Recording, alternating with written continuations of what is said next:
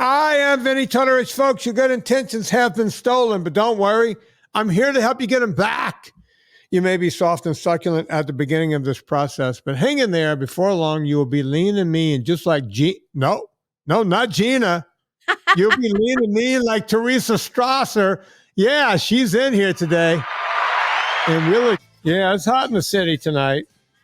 We're going to be talking about heat. Look, we're getting into the fall. Football season has started. You start thinking about cooler days, but not so cool, right? One Miss Teresa Strasser? No, I mean, we were talking during the break, and of course, we're going to talk about it during the show. Some really seriously tragic news out of Alabama where not one, but two high school football players died. One had a head injury during a game, but another had what they're calling a medical emergency. This is a 14-year-old running back. I think about 115 miles southeast of Selma. He had a medical emergency during a practice. It was an afternoon practice, and they're saying it was about 96 degrees. Okay, so just to give people an idea, when you go into August practice, we're recording this at the end of August, and it's 3 weeks in hell in August. You start, most states start, mandated. You can't start before the 11th of August. And you're doing 2-a-days, meaning you're on that field at 7 o'clock in the morning for 2-3 hours. You sleep all day and try to eat and drink as much as you can. And you're back on the field somewhere between 3 and 4 o'clock in the afternoon for another 2.5 or 3 hours. By day 2, you're dehydrated and you're fighting dehydration the rest of the time. You can never get enough water in you, right? They've changed, like back in my day, they tried to not let you drink water. They were like, we got to toughen you guys up. You're not drinking water during practice. Now it's mandated. You got to take water breaks during practice. They even have water breaks during games where the referees will stop the games if it's too hot, and it's a mandatory water break, which in my day, that never happened, right? So I would do a thing because I was just this crazy athlete that wanted to figure out everything ahead of time. So I used to do this thing where as soon as summertime came, we had central air in my house, which means we had the vents up in my bed. There was a vent. So you can still see, if you go up to my mom's house, you can see the duct tape marks around that vent. I would put a piece of cardboard on that and duct tape around it so that no cool air can come into my room. I slept and sweat every night in a hot room in Louisiana heat. Trying to get yourself accustomed to the heat? I wanted to be ready for the heat at all times. Now, is that a smart thing to do? I don't know. All I know was it was up to me to change my sheets every morning, put them in the wash, put them in the dryer, because I was sweating, right? I was sweating every night. The mattress was just soaked. Everything was just soaked. And when I drove my car around, my car had air conditioning, but I kept the air conditioner off. I was wearing gym shorts all day anyway. I would just drive with the windows up and it was like sauna, just baking in there all the time. I specifically went out to the football field at 1 o'clock in the afternoon after my weight training workout in the morning and run my wind sprints and do all of my agility in Louisiana heat in the most stifling part of the day. I did that every day. I lived in heat. Now, somehow my body got used to it. I don't know if it helped me. I don't know if it hurt me. But I can tell you this, later on when I became an ultra cyclist, whenever we had races in Death Valley, the hotter it got, the better I got. Not the faster. Everyone slows down in the heat, but everyone else would have to actually stop and, they would sulk in the heat. They couldn't go anymore. I was able to at least keep the bike going. right, in 110, 120-degree heat because I learned how to live in heat. I taught my body to operate in heat. And I did that every summer starting in probably 8th grade because after that first 7th grade year when I went to August practice and I was suffering, I said, I'll never suffer like this again. And that's when I was on the weights, I was working out at midday, and I started taping off the just the vents in my room. But here's Well, the thing. I'm Ask. oh, I know this is kind of dark, but, I feel like that there's this story every year where there are some fatalities in high school football, and when I go to football games in my neighborhood, I feel like there's frequently an ambulance out there. Did you ever see at practice or at games any really bad injuries or kids going down from heat stroke? Yeah. Well, hell, this kid went down with bad injuries. I got carted off in a meat wagon a few times in my life. Yeah, we would have heat stroke in practice. What they would do is they had it was like a big long aluminum tub or galvanized steel tub. And they would just put you in there and pack you in ice and water and try to get your core temperature down. But yeah, there were kids would lose it out there. I never did. Sometimes I wondered how I didn't, but kids would get dehydrated. They would get, heat stroke. It was bad. Well, they It say was if you're thirsty, it's already too late. Like, you should be hydrating a day before a game or practice, or you know what I mean? Like, just round the clock. You can't be drinking, but at the point of you being thirsty, it's too late. Also, like, there's a lot of things we don't know about this case or any other. If people had right. underlying undiagnosed heart issues, arrhythmias, all of that. They make kids get pretty extensive physicals now. It's just down in that heat. It happens every year. It happens in Louisiana, Mississippi, Alabama, Florida, because I don't think people can really understand that humid, hot, just buckle at your knees heat. You know, It's as an bad. Arizona baseball mom, shout out to catchers. My kids do not play catcher. One of them's a lefty and one of them's a shortstop. But I will say that they've been part of state all-star teams for 4 of the last 5 years, and Arizona actually has a rule that applies just to catchers because obviously they're in the tools of ignorance, right? They're, like, covered in Right. gear. They allow just the catcher to have a cold towel behind their neck because just think about that. Like, I've seen my kids play in games where it's 115. Imagine the cat being at 115 and you're in all that gear and you're squatting, like, the catcher's involved in every pitch, so it's not like you're ever just, like, hanging out, hoping the ball comes to you or doesn't. So, yeah, they've made a special rule just for the catchers. There was a product called Florida Water, and it's still around. It's Florida Water is supposed to be. It's something that was used in barbershops. After they shave your neck, they would put this kind of alcohol based stuff on you. Right? It's got a smell to it. It smells kind of weirdly minty or something. I don't know. It smells like liniment. But we would do a thing in baseball in Louisiana in the summer and also football. They would take, a couple of gallons of water in a pail and they would put just a big chunk of ice in the middle of that. And they would pour a couple of bottles of Florida water in there, whatever this stuff is. You can look it up and see what's in it. It's just alcohol and other stuff. And they would throw a bunch of big towels in there. And then the trainer would come around while we had our football gear on, and you would just bend your neck forward, and they would squeeze the towel behind your neck and let that cold water and ice and Florida water go down your back, and it would instantly cool you. So, yeah, we use that all the time down south. Ah, original formula since 1808, a light floral scent with lemon overtones. Cools, Yeah, cleanses, and calms, according to the company. Florida Water, Landman, and Kemp.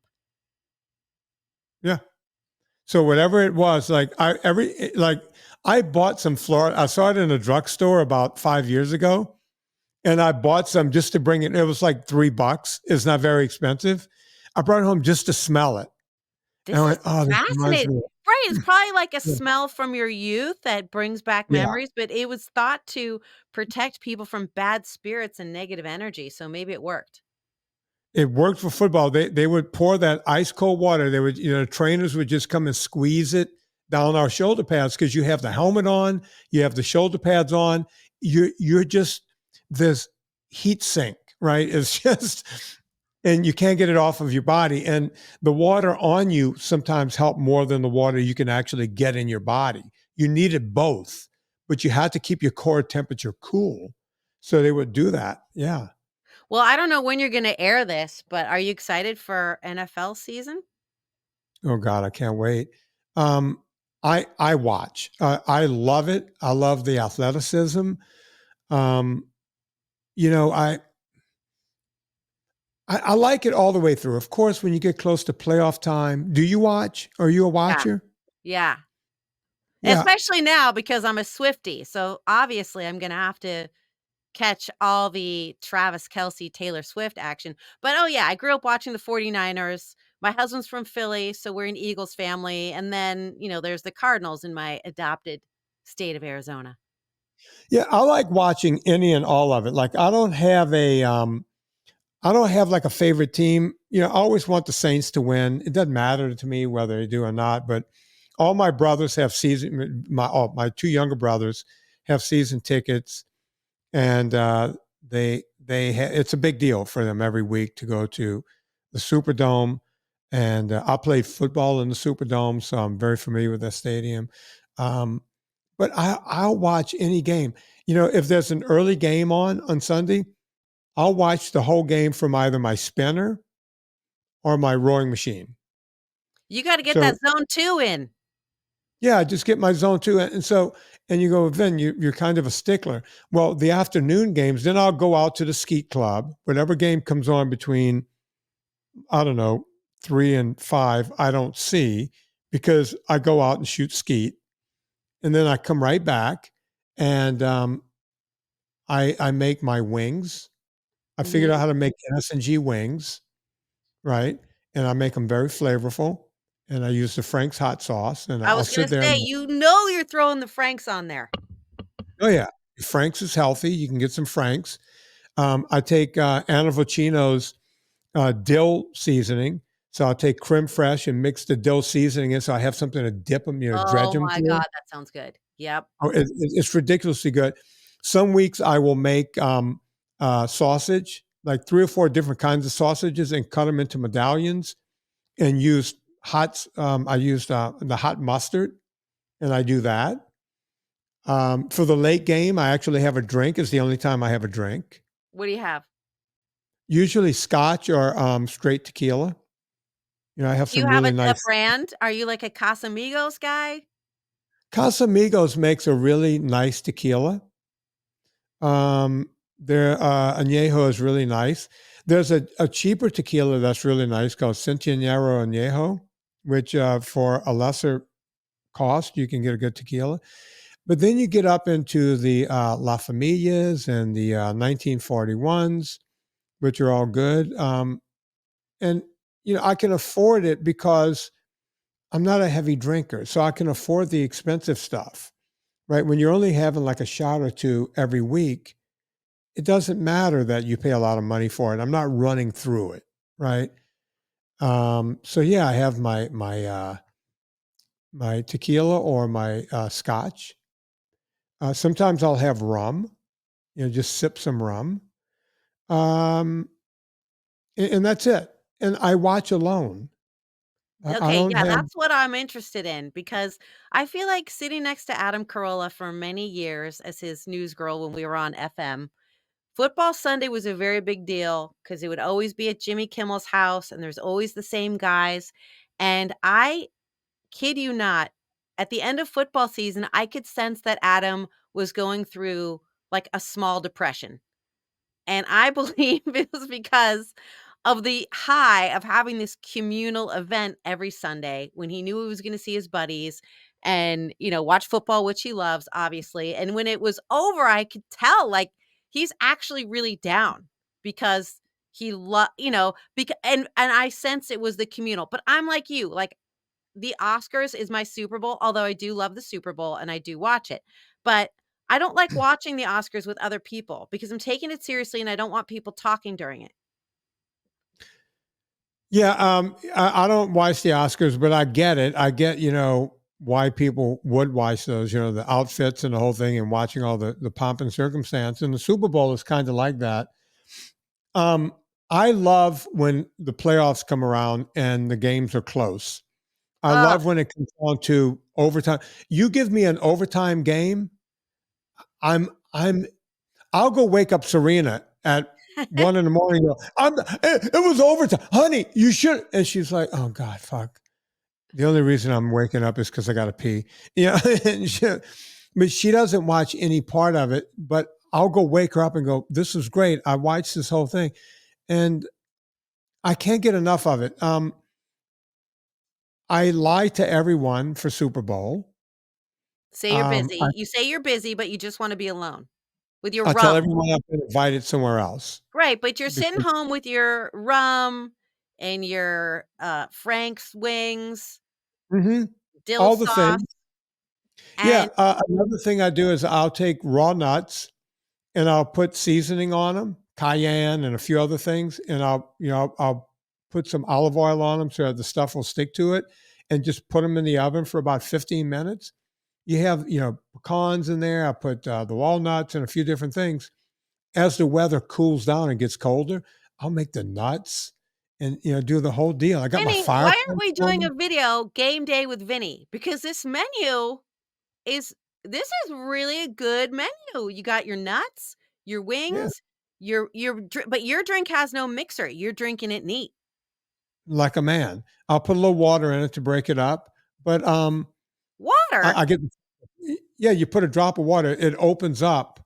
Not you don't put a lot of water. You put it. People don't know that if you put a drop of water in any alcohol, it opens it up. It gives you get the more of the flavor. I'm a very flavor oriented guy. That's why I own a coffee company. I love the flavors of things, and I'll drink a lot of coffee while I'm watching.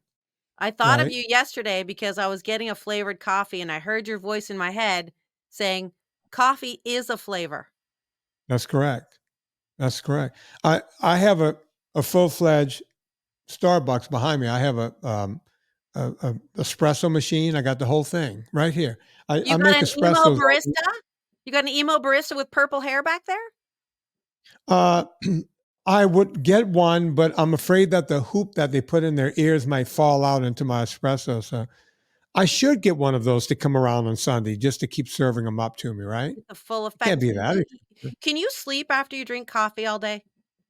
Yeah, I could have. I might have another espresso after I eat dinner tonight, and probably be 10 o'clock. I'll go to bed 11:30, 12 o'clock. No problem.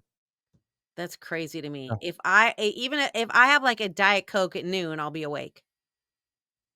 You should never have a Diet Coke ever I again. know. I was even gonna do this story, which I don't know if we'll have time, but, ultra processed foods may shorten your life. This is a new study that came out, and I thought of it for your show because refined grains, such as ultra processed breads and baked goods, were one of the most popular of the foods that shorten your lifespan, and by more than 10%, and it's worse for women, apparently, according to this study.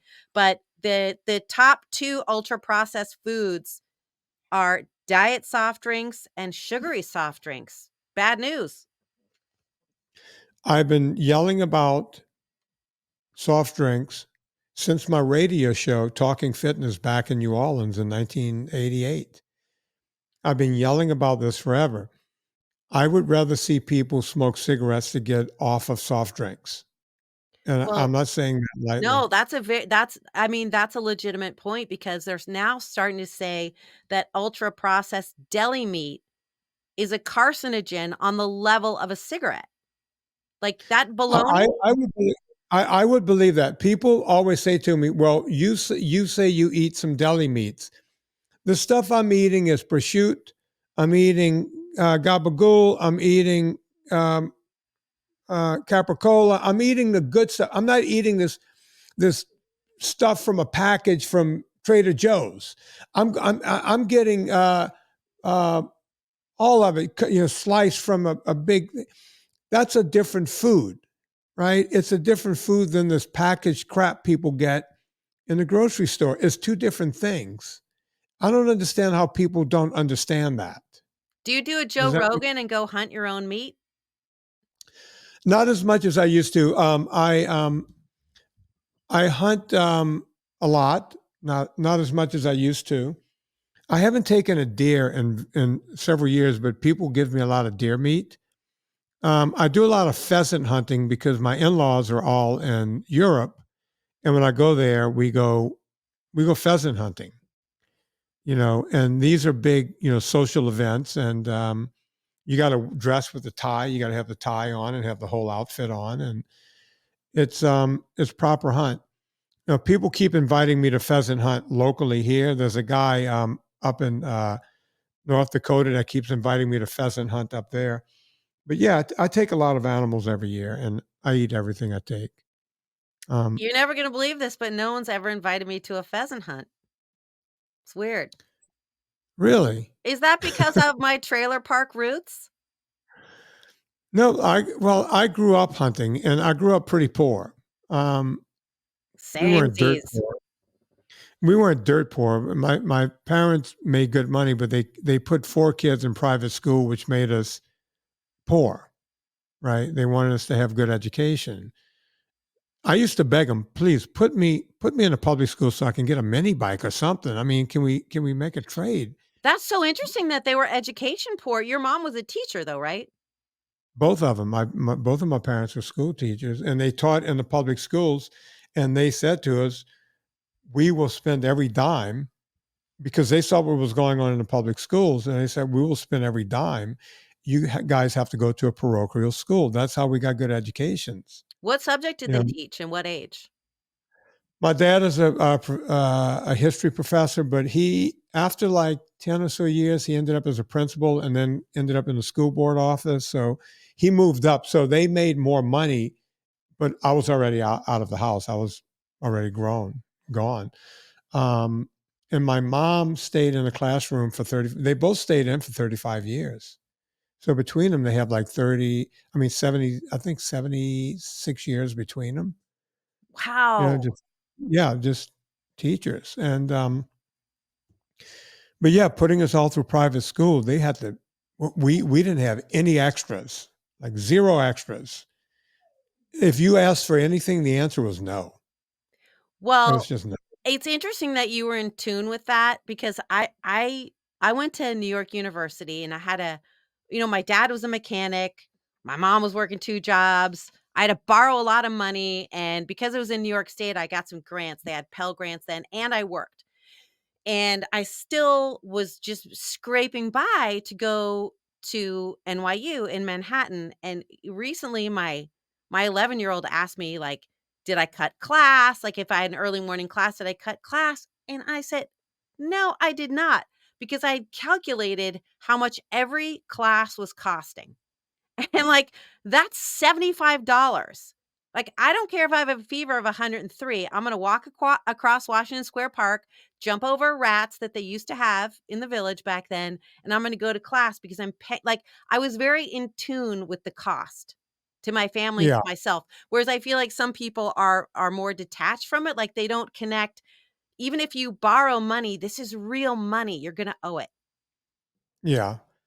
It's funny you're talking about college because I went on a scholarship, and I was offered a lot of different scholarships, and no one thought I was going to go to Tulane because they were like, "Why would you go there? You can go to LSU, you can go here, you can go there." And it's like, this is the best education. This is a private school with an education. I'm not going to go anywhere in football, but I can get an education. But the biggest thing I learned from being at Tulane is I I couldn't believe the opportunity I had at all. But then I met a certain group of people known as the Jew. Right, And yes, there are a lot of Jews actually in that region. People aren't familiar with the American Southern Jew, but it is a well, flavor of American Jew. no, these weren't many Southern Jews. Most of these Jews came from Great Neck Lunk Island, as they called it, and a lot of them came from a place called Shacker Heights in Ohio, Okay, yeah, and a lot okay, of okay, them, alright, Jews coming from far-flung places. yeah, oh yeah, and a lot of them came from Miami. So they had different points of views than what I grew up with, and all I wanted to do was be around these people. They had information that I didn't have. They were worldly, and they had been places, right? My dad, being an American history teacher, put us all in the station wagon every summer and drove around the country. By the time I went to college, I had seen probably 38 or 42 of the states. I'd been to Washington, D.C. twice or three times.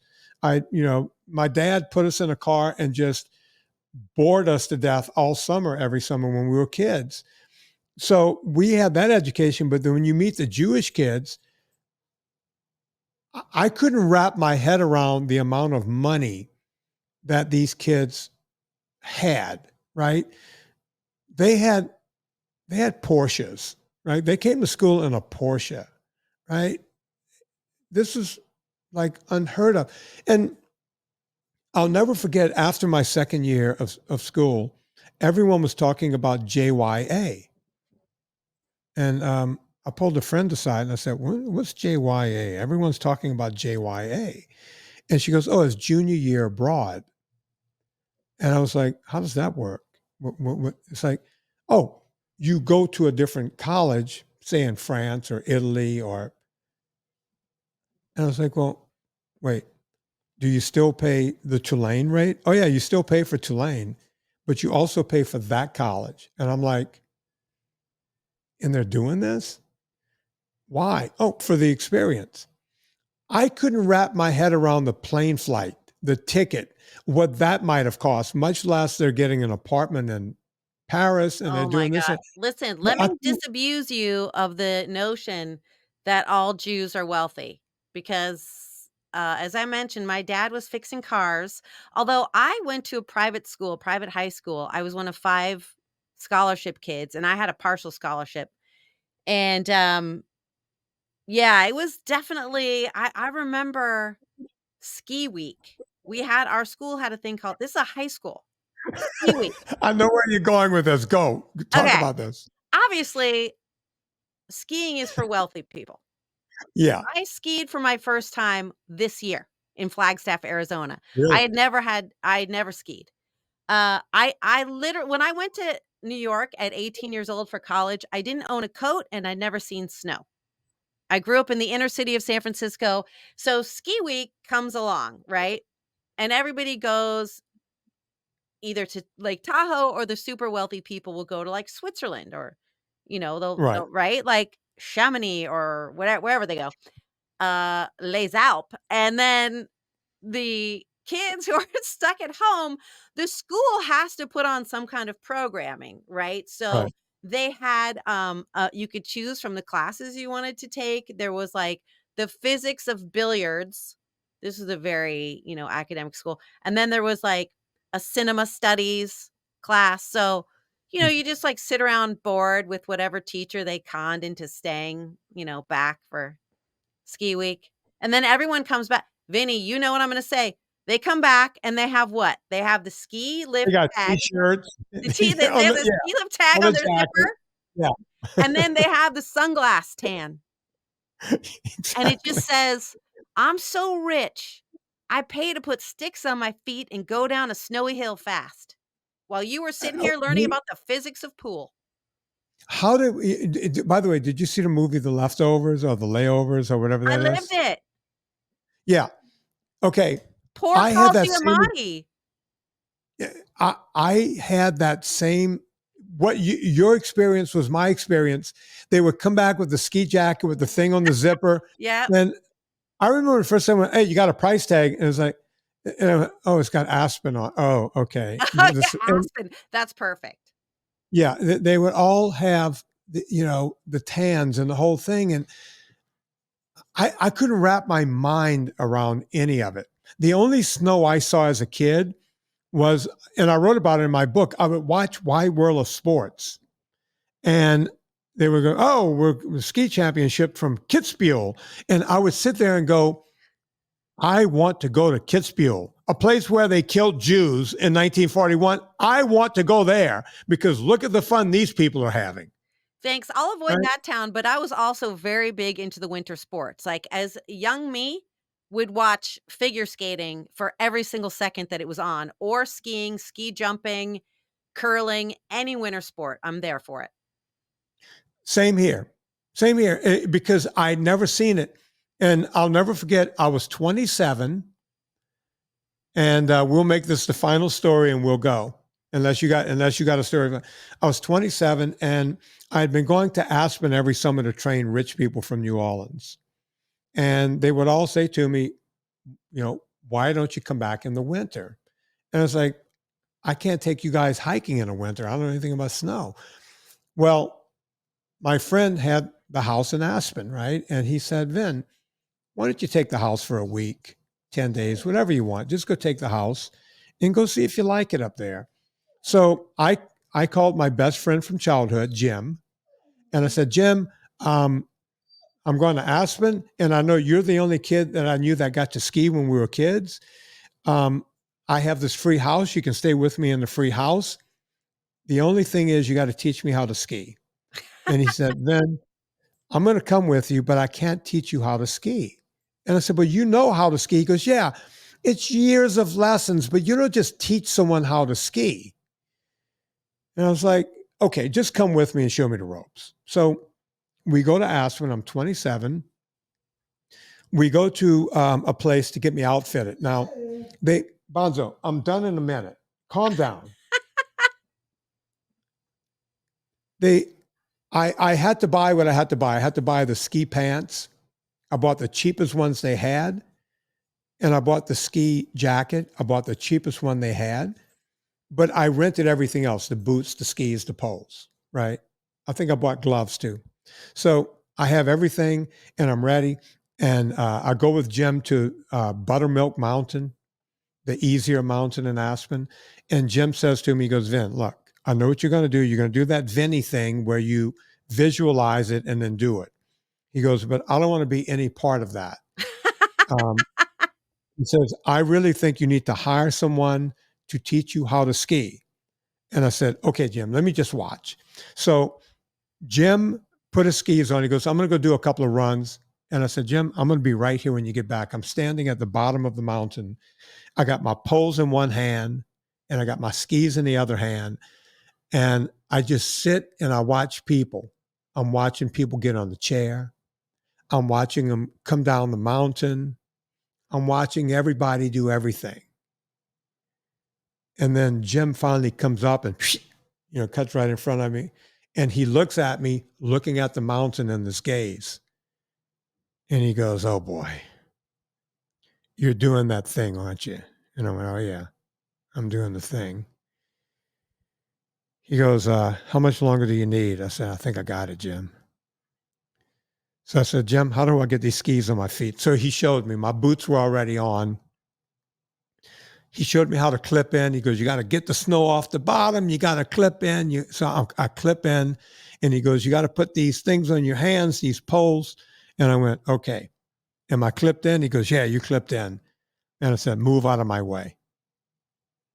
And he moved. And I threw myself on the ground. And he goes, what the fuck is that? I said, Jim, I've been watching these people for 30 minutes. And eventually you fall. So the first thing I need to learn is how to get up. So I got up and then I threw myself the other way, the opposite way. And I got up again. And then I threw myself down again. Now I'm standing on a bunny slope doing this. I'm just throwing myself on the ground and people are watching me.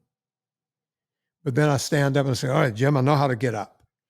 I said, now that bunny slope has a chair.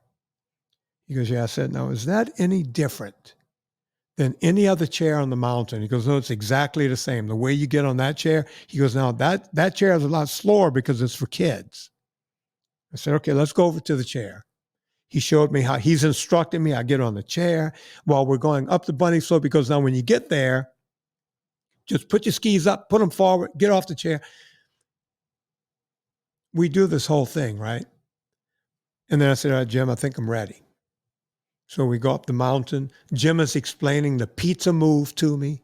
He says, Vin, look, you're going to get moving fast. If you get moving too fast, you got to fall on the ground. You got to do the pizza move. You got to do the pizza, right? We go up this green run. I got off the chair. I didn't fall. I looked at that as a win. I did my pizza move getting off the chair. So then I go down the slope in the pizza. And I didn't like the pizza because it hurt. You got to keep your legs like that, right? So we get on the chair again and we go up. And I put my skis forward, right? And I go down and I start working the pizza. And then I figured out, wait, hang on. You can't ski uphill, right? Inertia is making me go downhill. So if I get out of control a little bit, I just turn one way and I'll stop. I'll just try to go uphill. So I never really learned how to stop with the pizza move. I learned how to do the swish stop by trying to go uphill with my skis. This all happened in the morning. Every time I fell, I knew exactly how to get up. To make a very long story short,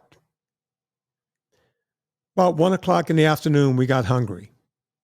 And we stopped at a mid-chalet. And we're having some chili, and I'm having a great time, and I'm kind of beat up, and I've fallen a lot, and the whole deal. And we see this couple, and they're looking at us. The man and the woman, they're looking at us, and they're kind of halfway pointing. I said, Jim, do you know those people? He goes, no, I've never seen them before in my life. And I said, me either. So the guy comes over, and he goes, excuse me, sir, just talking to my wife. And I said, yeah. He goes, were you the guy throwing yourself on the ground when we dropped our kids off at ski school this morning? And I said, yeah, that was me. And he goes, why were you doing that? And I said, because I was trying to learn how to fall and get up. I've never skied before. He goes, that's our problem. I said, oh, you have a problem? He goes, yeah. I said, what's your problem? He goes, how did you get to this mid-chalet? I said, well, I skied down to it. He goes, yeah, but you have to do a pretty hard blue run to get here. You've never been on skis in your life? I said, no, sir, I haven't. He goes, and you've never taken a lesson? I said, well, I gave myself a lesson this morning. You saw me throwing myself on the ground. That's what I did. And my buddy said, sir, you can't listen to a word this guy says because he can visualize something, he can watch other people do it, and then he can mimic it. And that's what I've been doing my entire life with sports. I watch other people do it, and then I mimic it, right? Long story short, I'm one of the best skiers you've ever seen. I've been skiing now since I'm 27, I'm 62. I just never stopped skiing. If you saw me ski, you would think you were looking at, Stein Erikson or someone. It's just, I got to that level. But it's because I can visualize anything and then make myself do it. Well, my favorite thing about that story is that your first lesson was to learn how to fall. It's kind of like you tackle the thing that's scariest about a task first and just get that over with. And now you know how it feels. You don't have to fear it because you know what it feels to be in the cold snow on your side. And you know even what it feels like to be on your other side. And you know what it feels like to try to scramble all your body parts up with the sticks on your feet and and you're not embarrassed because you've already been the guy doing this to the extent that you pulled focus and the guy remembered you. So you've done the hardest part first. I didn't find that. I thought that was the easiest part because it's easy to fall, right? And as a matter of fact, Jim, when I fell, I was trying to get up with my hands, and he goes, no, you have to use your poles. And he told me a few things. I left a lot out of the story. He was like, when you fall on the mountain, get perpendicular to the mountain. So when you stand up, you don't just ski all the way really fast. Yeah. So he was giving me instructions and he goes, use your poles to push you up. Like he gave me instructions and he goes, put your poles on this side and push up from the mountainside. And then, you'll be standing up. So it was partially Jim, after I threw myself on the ground, he knew where I was heading because we met in first grade, right? So he watched me do a lot of sports, just watching something and then doing it, right? It's a And I it's a think, great way to learn if you're a visual person. It's a great way to learn, just watching people who are good at something, watching people who are bad at something, and just like you did, like take a half an hour and just observe. And then you had a few pointers. You had the pizza and the stand parallel and how to get up. And yeah, I love that story. I had no idea you were a real skier. yeah, I took it at one point. I would spend 35 ski days at Mammoth every year. Wow, now Just you're the fancy guy with the lift ticket on your jacket. right. But I did it on the cheap. Motel Sixes. I would leave on Friday night, slept at Motel 6, skied all day Saturday, skied all day Sunday, drove back Sunday afternoon. My clients didn't even notice me missing. And I would do that almost every weekend during ski season, Well, you I'm know? I'm so happy that that came up. That's a great story, and I'm glad I was here for it. Yeah, I don't think I've told that story in years, but everything I've ever done in my life, and this should be a lesson for the audience, right? I talk about my favorite book. Um, can't think of the name of it. Uh, um, Making It Home: Life Lessons from a Season of Little League by Teresa Strasser? No. that's my second favorite Thank book. you. It's it's Napoleon Hill, Think and Grow Rich. And in Napoleon Hill's book, Think and Grow Rich, it's all about transmutation, seeing, believing, achieving, right? Like you have to be able to see something. If you weigh 400 pounds, you have to see yourself as the 150-pound person. Whenever I talk to these people, Teresa, they will say, I can't, I'll say they'll be at 350. I'll say, we're going to get you down to 145. And they get quiet because they just want to get down to 200. And I'll say, why did you get quiet? You don't believe you could get there? And they say, no, I've never been that weight since I was 13. I said, but here's the deal. You have to pass that weight on the way up so you can get there again. It's putting in your head what you want to have happen. Does It's that the make Ted sense? Lasso believe sign. Yeah. By the way, I just saw there's a fourth season coming. Did you What? see that? I thought that was the I series saw finale. something. I know, but I saw where they might be. We got to look that up for the next show. We got to look up. I think Ted Lasso, I think they went back for a fourth season. I'm gonna Google that the second this show wraps. Google that shit. Yeah. I don't know if I have any songs to end this, so we're going to just end it. Folks, it is my second favorite book behind my favorite book, Think and Grow Rich. Teresa Strasser's book. Dare I say it's an inspirational book. It really is an inspirational book. People need to understand that. I didn't think I was going to like it. It's like a chick is writing about baseball. It's not about baseball. Go read this book. It may help you as much as it's helped other people, including me. So go get it. You know what to do. We all go to Amazon. Before you go to Amazon, go to VinnieTortorich.com. Click through the banner. It puts a little coal on the fire, gets my train down the track. And that's it. We'll go out with Billy Idol since I have nothing else.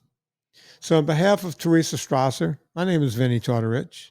Put life into living and do it with just a little more of Mr. Billy Idol.